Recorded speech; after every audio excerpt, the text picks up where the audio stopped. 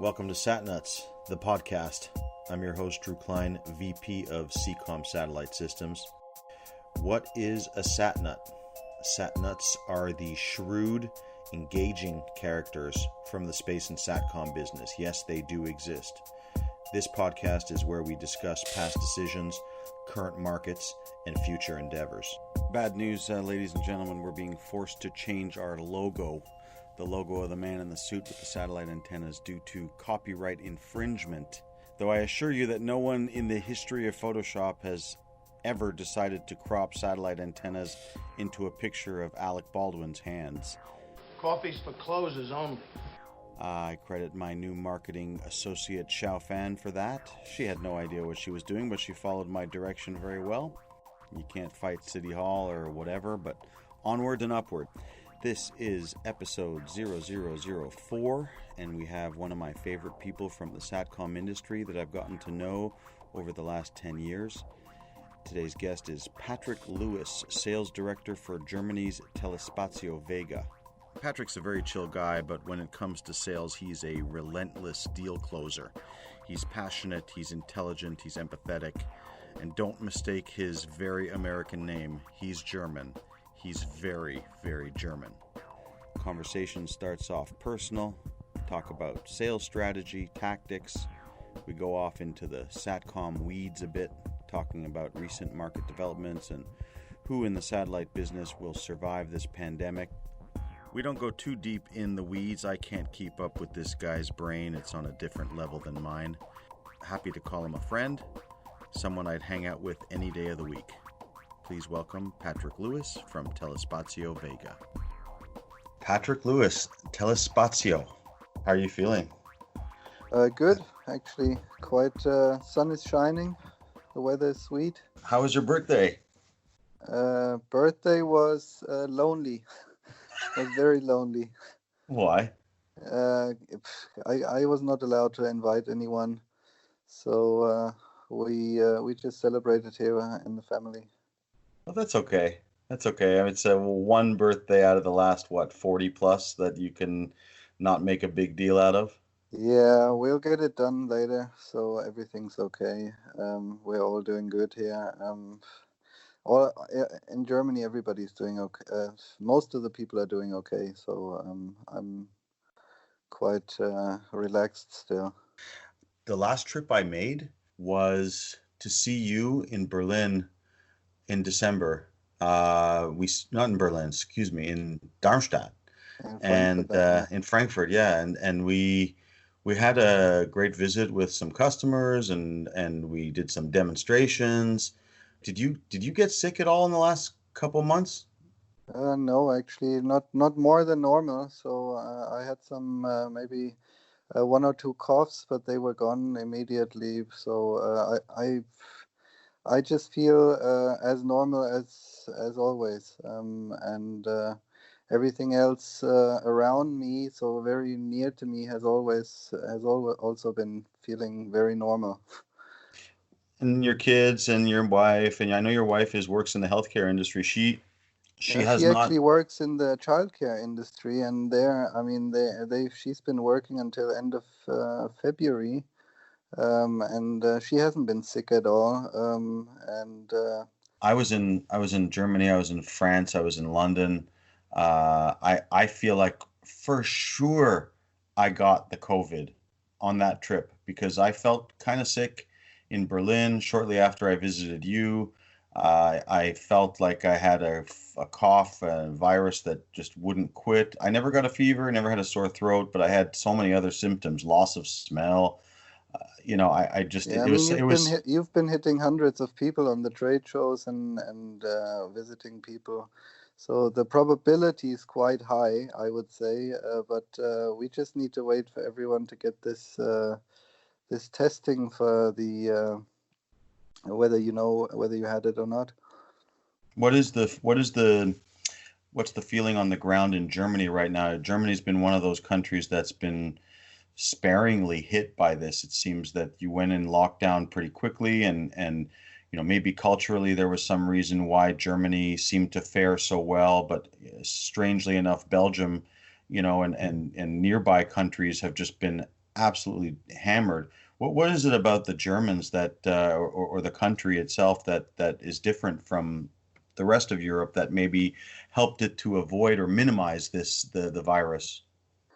What is really strange is that everyone in Germany, actually, back in January and February, including me, we were actually just not worried at all because we thought it's probably like the other viruses that were emerging a few years ago, that they won't even come to Europe. They did the shutdown, but I think the main reason why Germany is doing so well is the healthcare system, and the people get sick leave payment for up to 6 weeks in Germany. So I think when the people were feeling sick, they were really staying at home without having any financial losses. So it was very easy for Germans to, let's say, heal the virus, and then go back to work again.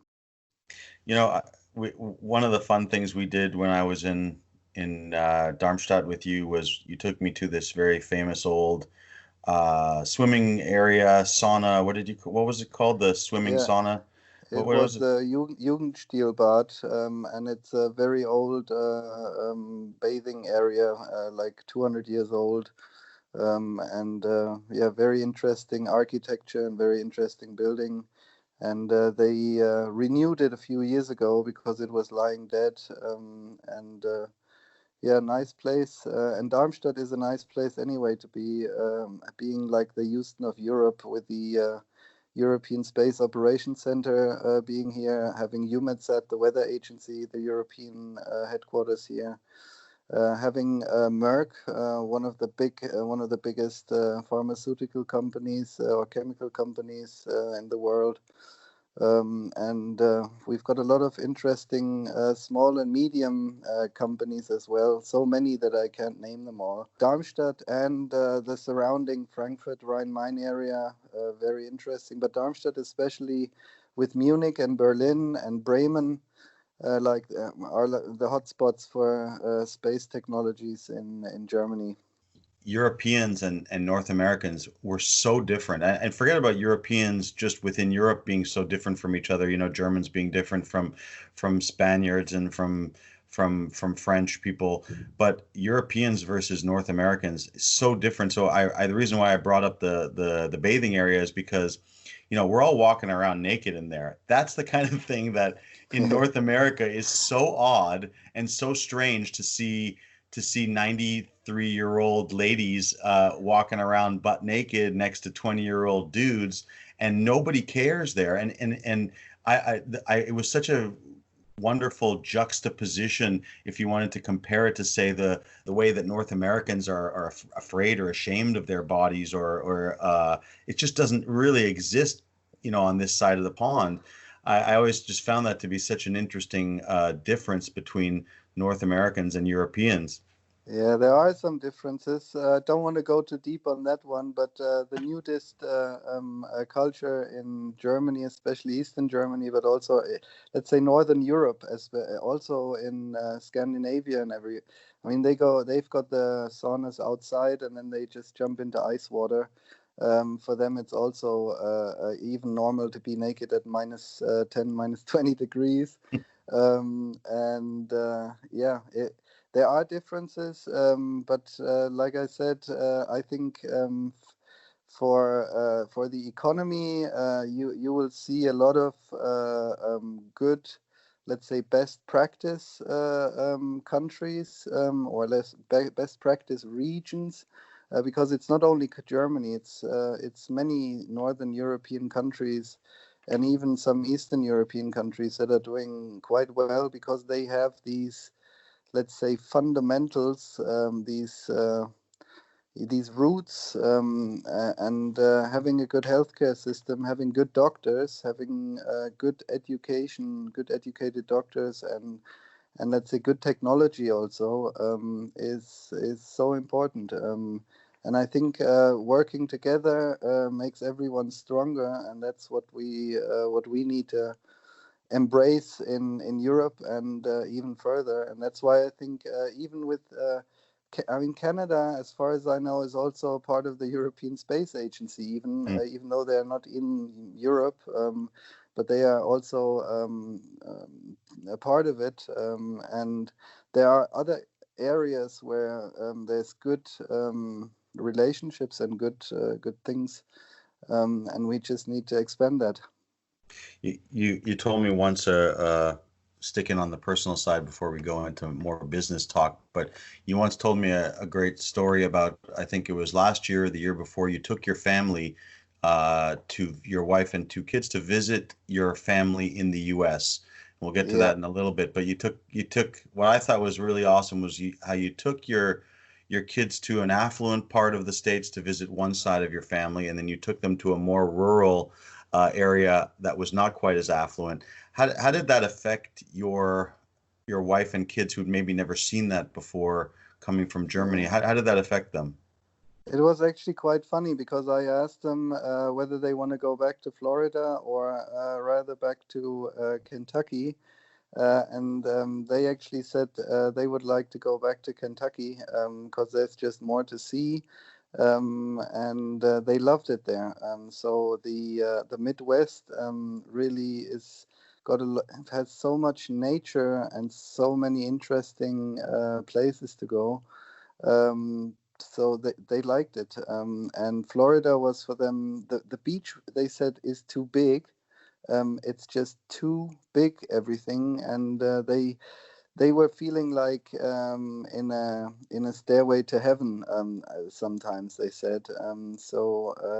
There was so many elderly people living there, and they just they enjoyed the States all the time. I mean, they love the States, but yeah, I want to take them to other places in the world as well, just to have some benchmarks, and to see how good everything is, and how everything is becoming better as well.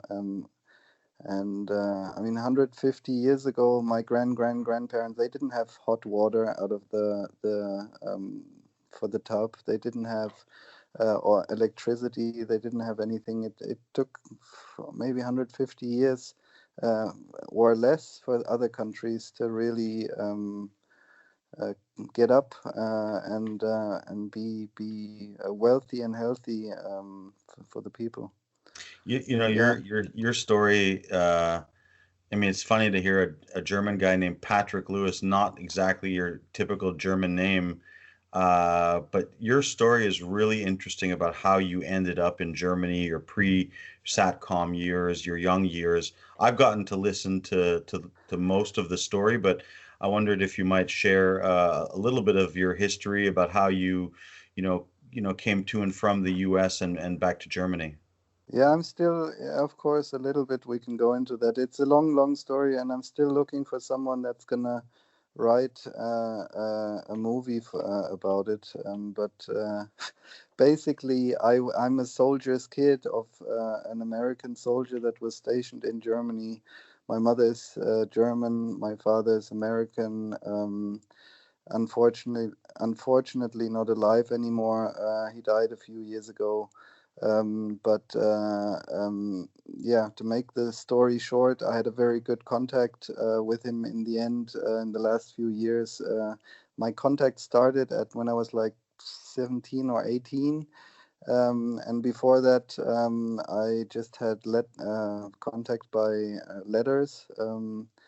And yeah, the exciting part of it was that for me, I don't remember anything, so I just know it from stories. But I've been kidnapped by him, taken to the US from Germany when I was probably 1.5 years old. And then I lived in the US for a while until I was actually taken or gotten back by my grandfather and my mother. And yeah, I can't go into too much detail now, but it's a very interesting story. There's a lot of exciting background things that I think are really crazy, because I wasn't allowed to go uh, or leave Germany.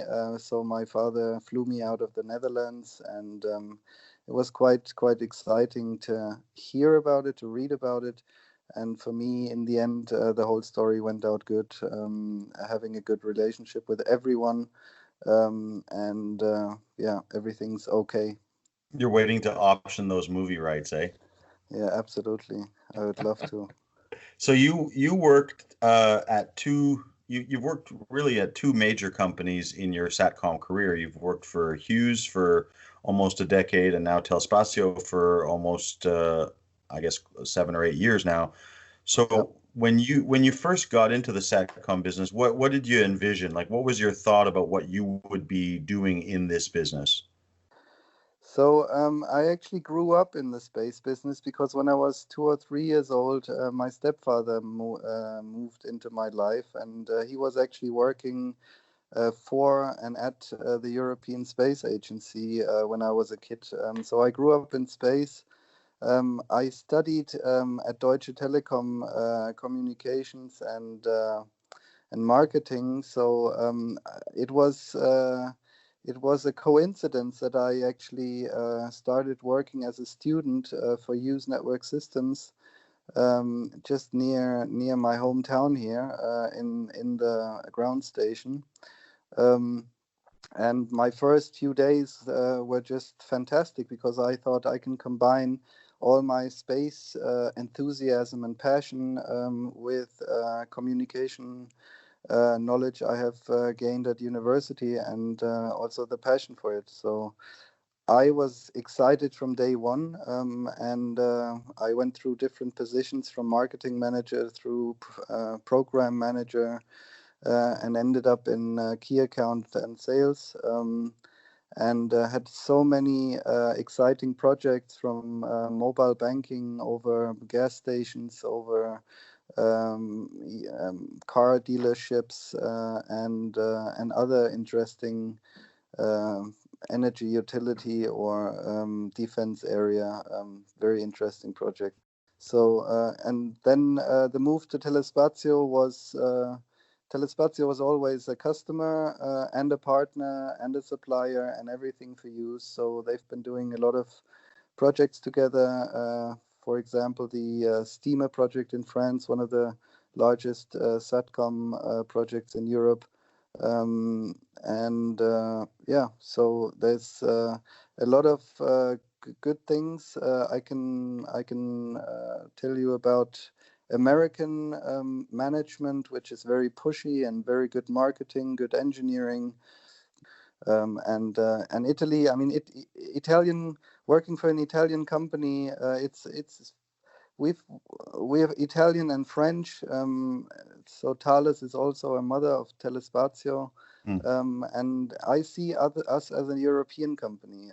I don't see us as an Italian company. So for us, we're a European company, just like Airbus is a European company, and it's much better to have all the experts from the different regions and the different experiences and the different inputs to have a good output.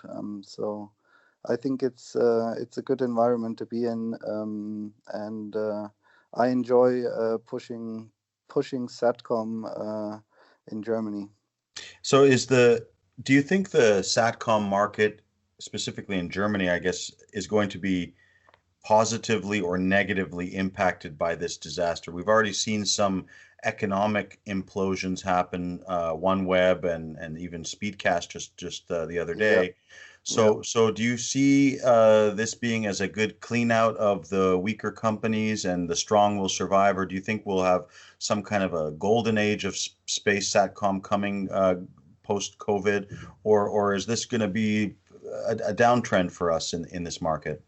That's a very good question, and I'm thinking about it, and my opinion is changing sometimes daily.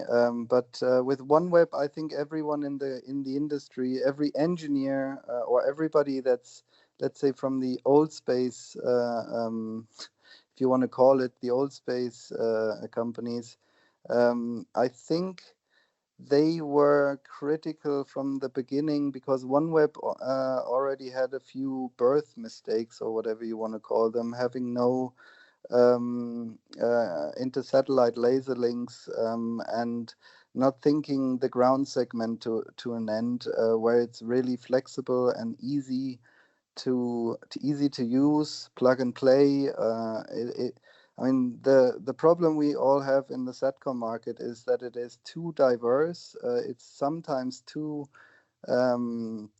complicated to run it, and it's very difficult to give any forecast on that. So I think Telesat they are set up a little bit better.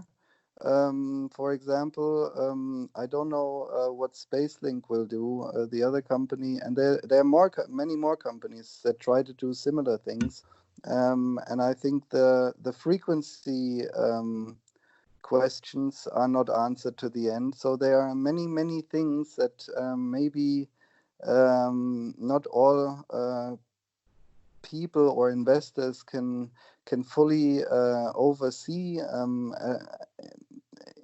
and it's very difficult. I think it's very difficult to have this single view on ground segment or space segment and having a single, let's say,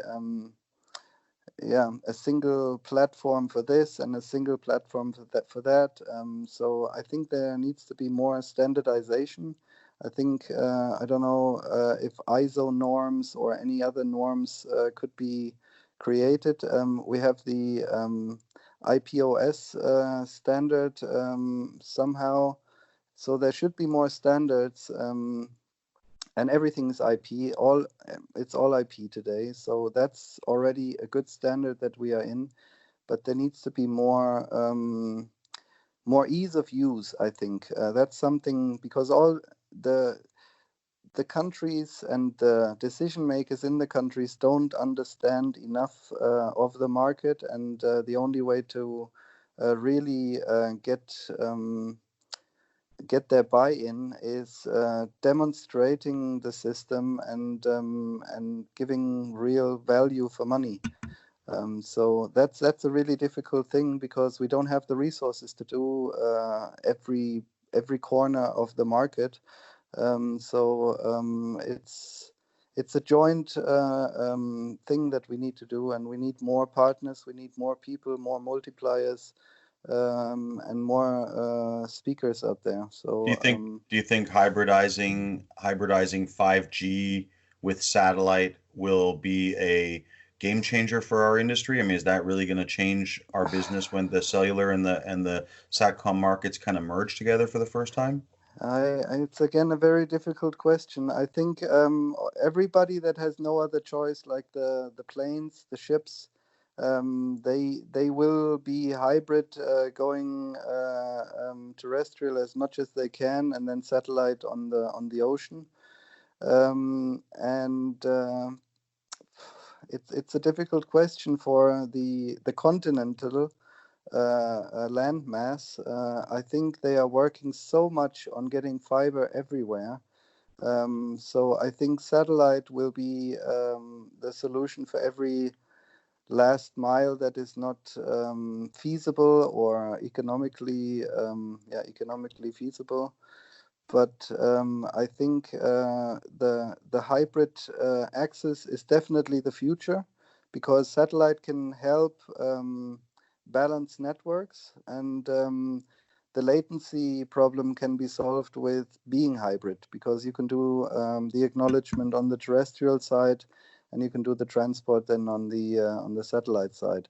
So there's many ways of doing these things, and Hughes and other companies have been already optimizing all these ideas with active QoS, active quality of service, and other ideas. And I'm quite optimistic that the whole industry will survive, but maybe some some companies that have been expecting too much too fast, they will maybe not make it. This episode of the podcast is brought to you by Seacom Satellite Systems.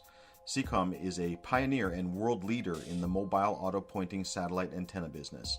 The company has sold more than 9,000 systems into over 100 countries. The product line includes vehicle-mounted driveaways, transportable case-based flyaways, backpack man-pack antennas, and fixed motorized products. All come with Seacom's proprietary iNet View controller system, which enables users to find broadband via satellite with just the push of a button. Seacom is also in late-stage development, partnered with the University of Waterloo, of a revolutionary Ka-band electronically steerable phased array antenna technology that has the potential to forever change the antenna business.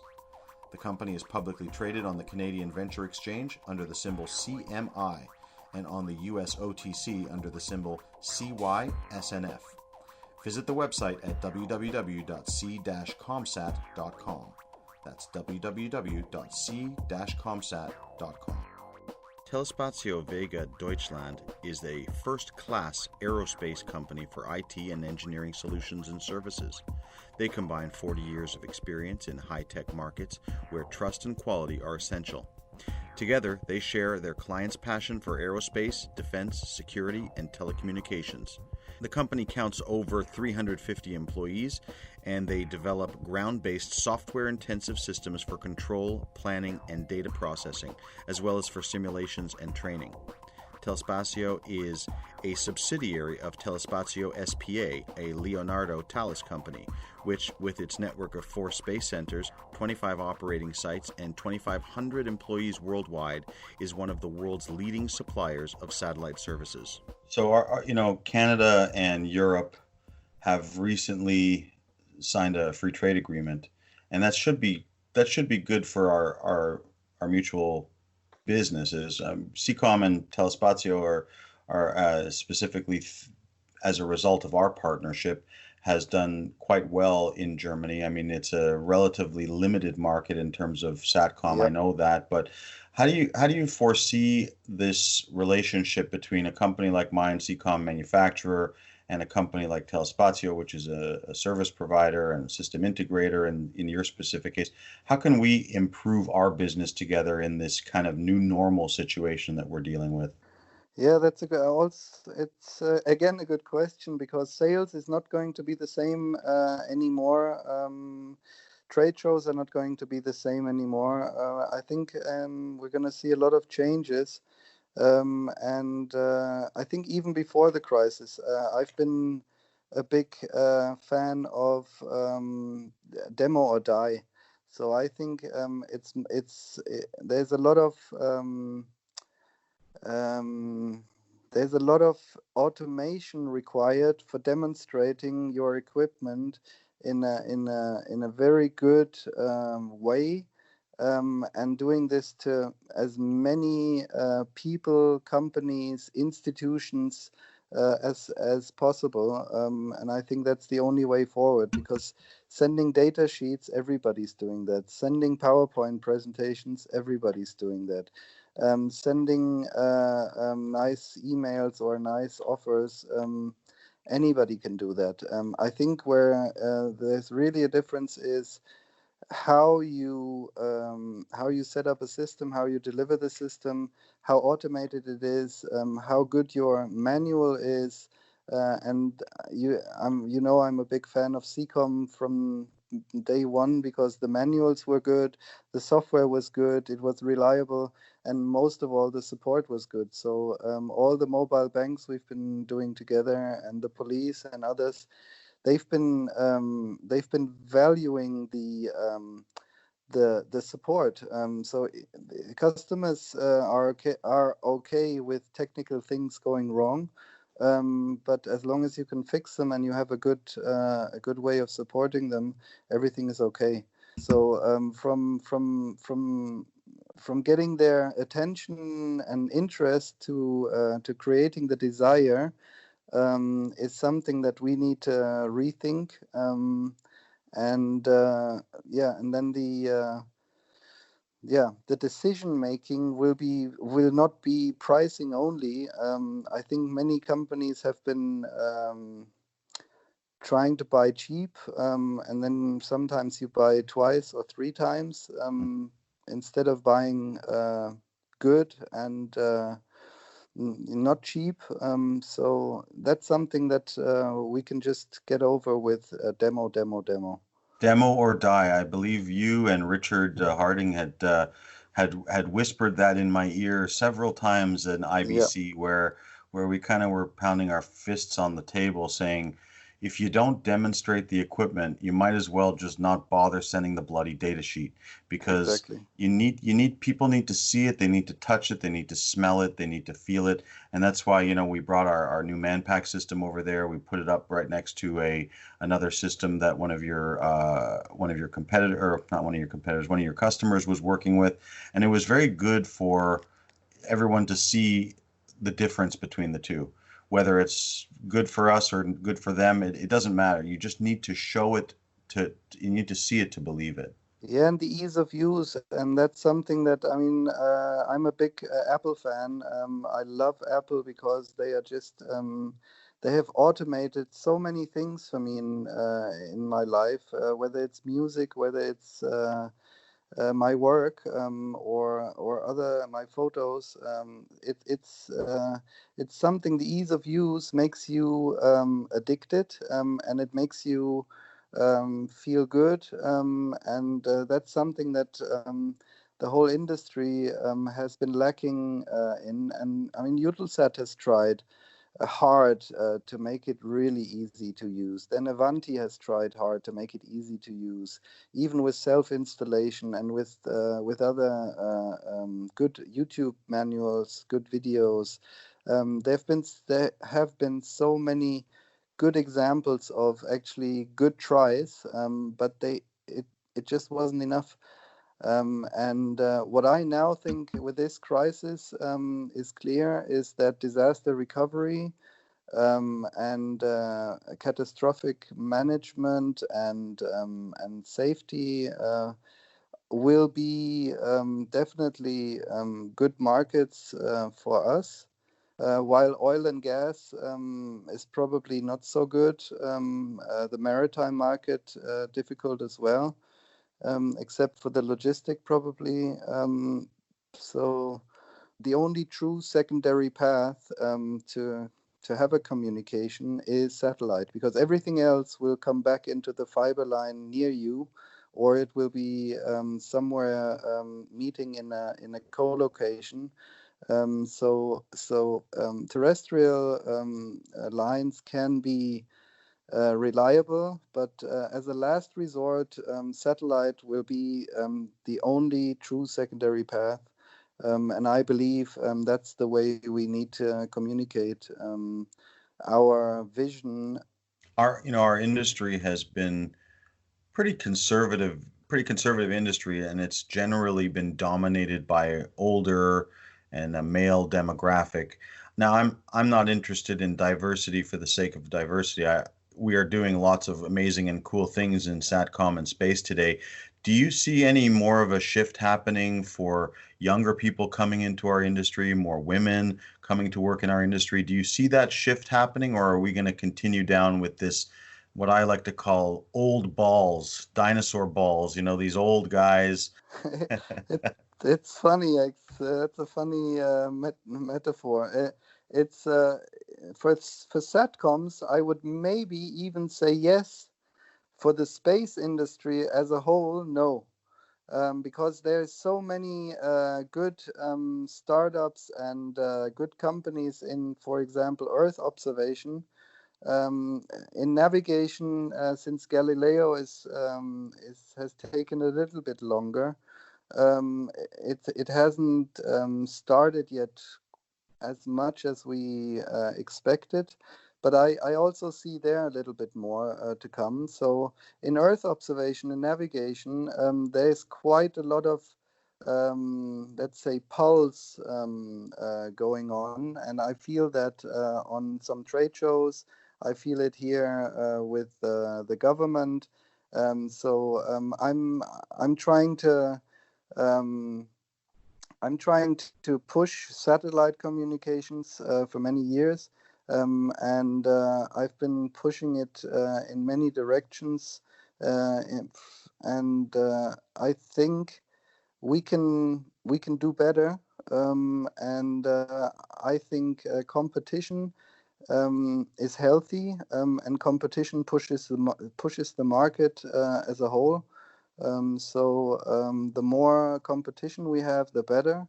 But it needs to be healthy competition, and that's what you see with OneWeb and now with Speedcast. I feel really sorry for Speedcast because that was not foreseeable at all. But You don't think so? You don't think that was foreseeable? I mean, I, I, the reason why I think it was somewhat foreseeable was because of the lack of organic growth. It was a constant, and I know Speedcast. Speedcast is a customer of yeah, ours. They have a lot of great people, a lot of smart people. Uh, my issue with the way that the business was run, obviously, not even in hindsight, I was saying it beforehand, but it's just too many acquisitions. And then once the acquisitions stop, then you have to grow organically. And I believe that was what, PJ had hoped would happen was, we just yeah, continue to accumulate the assets and then we become the world's largest service provider. And then we would just grow organically from there. It's just unfortunate that when you take on so much debt, eventually the creditors come a knocking. And I think that's kind of what's happening here and what's happened with OneWeb and others. yeah, absolutely. I mean, there's also some Earth observation companies and other companies going bust, and we're now talking about the downstream business. In the upstream business, there's also a big fight. I mean, you can see with Elon Musk and Jeff Bezos and Richard Branson, all three being in a race on the upstream market actually, and that's also interesting to see how that will evolve, and if there's really some business in tourism, which I just doubt at the moment.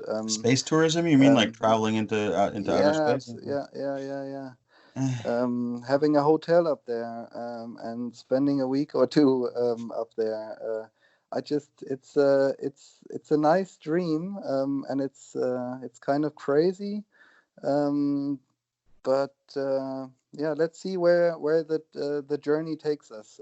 It's all speculation, and I think we need more Elon Musk's and Jeff Bezos and Richard Branson's and yeah, just more let's say brave people that push for a vision that is technically doable and not just a bubble.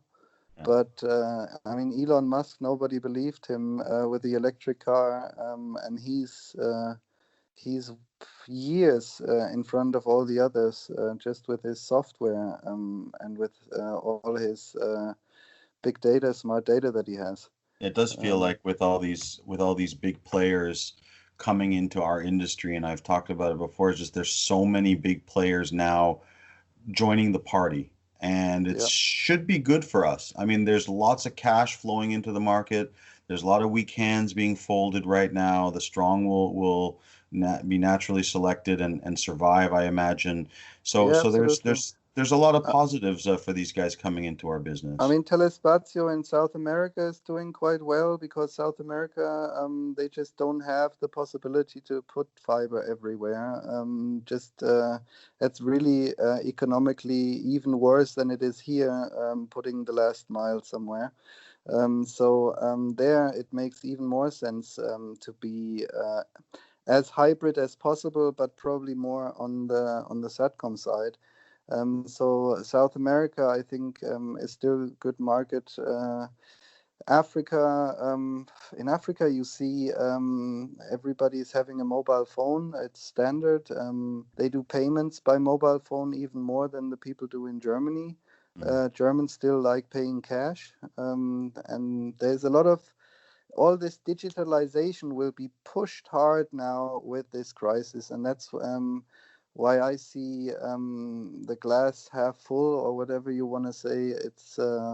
it's the positive thing is we will be pushed into being more automated, being more digitalized.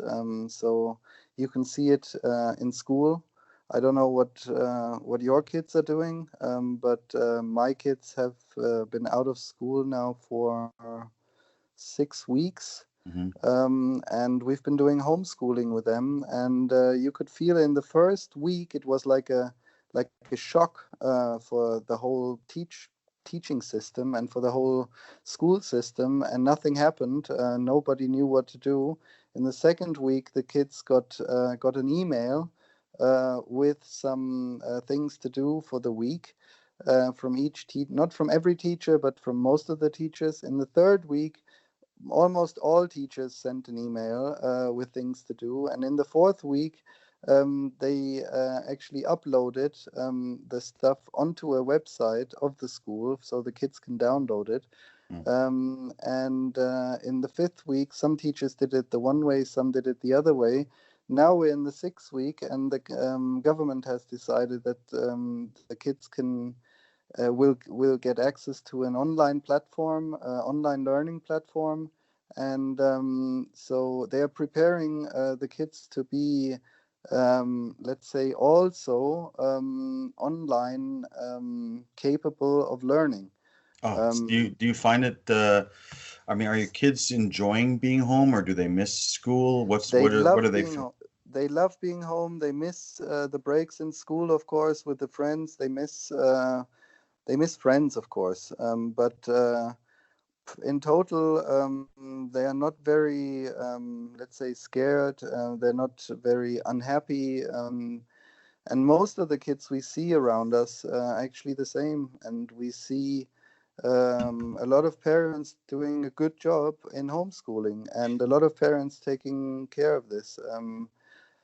Where it's more difficult, I think, is with younger children, where you just have a 24/7 nursing job, and they need you the whole time. So Yeah, yeah, with us, we have a 16-year-old. He's kind of on his own. He can do his own thing. He's following the guidelines for school. But the 8-year-old needs a lot of attention and he needs a lot of schooling. And he's not exactly the most proactive kid, so he does need a lot of pushing and assistance. And I wonder how his teachers get through the day with not yeah, just him, but with 24 others like him in a classroom. And I guess they make it through, and natural selection of students, man. Only the strong will survive there too. But man, he needs a lot of help. yeah. And It's this, yeah, it's structure. Exactly, it's about structure. yeah, yeah. It's hopefully, I'm I'm of the mind that I think I don't know about you, but I think we have gone too far here with the draconian measures that we've taken for society. I think it's a little it was you know pound of cure and an ounce of prevention, and just the opposite of what should have been done. I think people have panicked, and the media and the social media has really made people go a little bit crazy. I think we cut our heads off to prevent a headache. I'm concerned with what's going to happen when we do go back out into the workforce. There's going to be a dramatically different environment. Are people going to shake Yeah. hands anymore? I mean, are we going to abandon this multi-thousand year cultural tradition because of a flu plus? I really don't understand what the next step is here. It's very difficult, and I have to just refer to Jürgen Klopp, the best German football trainer in the world, training the guys in the UK, and he gave an interview, and I can just say he's right, because he said, "Look, I'm not a scientist. I don't know anything about health. I don't know anything about viruses. I don't know anything about even economy. I don't know anything except training people. I know how to play football, and that's where I'm good at, and that's where you can ask me questions, but don't ask me questions about things that I don't know." So I like that quote, actually, because it's, for me, it's also, I get so much information from the media, from left, right, top and bottom, back and forth. And in the end, I think you may be right. Some of the others may be right. It's very difficult for me to find any position on those things. And I try to see the positive things in everything. And at the moment, you see, a journalist wrote 2 weeks ago, the biggest climate uh, um, Climate change? demonstrators, Oh, yeah. climate change people that were against going against climate change. They were never believing that all planes will stay on the ground ever in their life. Nobody believed that this is ever going to be possible or going to happen, and it's actually happened. So there are more. Nobody ever believed that the borders will be closed like they've done. Nobody ever believed that things that are possible at the moment are actually possible, and that's something that could be positive, could be used also negatively if they just do more bad things. Some governments, then it's all, of course, not so good. But in the end, I think it opens up societies. It puts more transparency in. And what's also always crazy is that scientists even argue with each other. Some scientists say this, and other scientists say that, but they at least discuss with each other, and they have some way of coming to a conclusion. And I think that's something we can all learn from. Yeah, one of the things I listened to this morning was a doctor in California was going through the numbers, and he said specifically, he says, doctors practice medicine, and he put in air quotes the word practice. He says it's a practice. We are constantly changing and amending what we know. We are practicing this industry. We do not know everything about this industry. It's just a practice. So there's no assuredness of every little detail. We don't know, especially when it comes to something new like this, where there are a lot of novel characteristics, and a lot of the reactions to it are extremely novel, but at least in terms of modern society. So we don't really know. We don't really know the answer to a lot of these things. The one thing that I found to be most interesting is the old commodity trader in me is what happened in the oil markets. We did briefly touch on the oil markets affecting our Satcom business specifically. We've seen a supply and demand shock at the same time. It's totally unprecedented. We saw negative $40 per barrel crude oil for May delivery last week, which we've never in the history of modern commodity markets seen, where sellers were paying you $40 just to take the oil off their hands. Yeah. What businesses do you see thriving in Europe going forward? What businesses will do well in this? Not necessarily Satcom and space, which we've already touched on, but what businesses do you see surviving and thriving going forward? I think agriculture is definitely a big thing. Agriculture, the medical industry. So the medical industry will definitely benefit from it. I think even the education system could benefit from it. For me, it's disaster recovery, it's safety, it's more in that direction. Yeah, the agriculture we talked about many times. Putting our new antenna that we're developing, the flat panel phased array, onto every tractor in the world for Exactly. automated farming. So let's continue our work on that, Patrick, because we have to make that happen. That's a big potential future business and Absolutely. Yeah. collaboration. Yeah. Cool. So Yeah. what else? Anything else we want to touch on before we split for the rest of our Sunday? No, I think we've talked quite a lot. The people here are talking about the new normal afterwards, and like you said, handshakes seem to be difficult in the future. Seem to be even offensive sometimes for people. So you don't know. Yeah. So we will do the elbow Yeah. or the foot shake, and then everything's okay. Yeah. And we'll just stay positive and take it as it comes. When do you think we'll see each other next? Do you think we'll see each other at a trade show next? Do you think we'll see just at a trip, you to Canada or me to Germany? What's the next time we'll be seeing each other, you think? So in Germany, every trade show until August is done and dusted. So I hope IBC Amsterdam is going to happen in some form, in some way, even if we have to stay 6 feet away from each other, to just find some way to do it. And Coming to the US is impossible, probably also until August, I guess, if it's not necessary. And there's no, I think all the trade shows there are over as well for the moment. Yeah. Yeah, we've been planning quite a few trade shows this year, and quite a few demos as well, which have all been cancelled or postponed.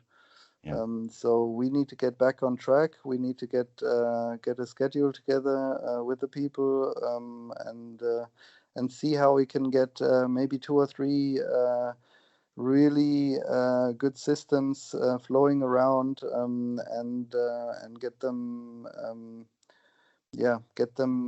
demoed. And your phased array, I mean, we're waiting on that, and that's again something that I've been touching on OneWeb and Telesat and all the others. If they don't have a solution to bring, let's say, a small antenna with a small modem, which is easy to use and easy to attach, easy to install. If that's going to happen, I think then we're going to really have a big push in the market into this hybrid world, because that's something the others are just too easy to use. So we need to adapt more to that. Let's get back to work, man. Let's get back to work. Looking forward to seeing you. Looking forward to seeing you again. Everybody, Patrick Lewis, Telespazio Vega from Germany. Nice to talk to you as always, my friend, and stay well and stay healthy.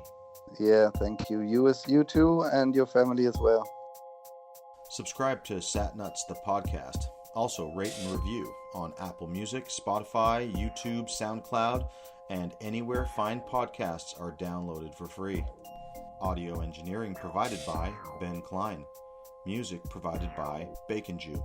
Special thanks to the entire CCOM staff. Stay nuts, everybody.